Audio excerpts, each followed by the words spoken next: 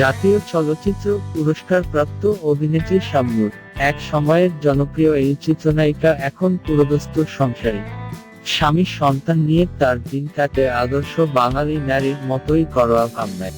জনপ্রিয় চিত্রনায়িকা শাবনূরের ছেলে আইজান নেহানের বয়স এখন 2 বছর।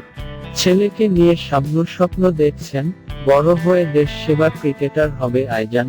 এ বিষয়ে শাবনূর জানান, অভিনেতা, ডাক্তার কিংবা ইঞ্জিনিয়ার নয়, ছেলেকে তিনি ক্রিকেটারই বানাতে চান। শাবনূর বলেন, সবাই চায় তার সন্তান ডাক্তার কিংবা ইঞ্জিনিয়ার হোক, কিন্তু আমি তেমনটা চাই না। আমার ইচ্ছা আইজানকে আমি ক্রিকেটার হিসেবে তৈরি করব। তিনি আরো বলেন, আইজান এখন বেশ বড় হয়েছে, সে খেলতে চায়।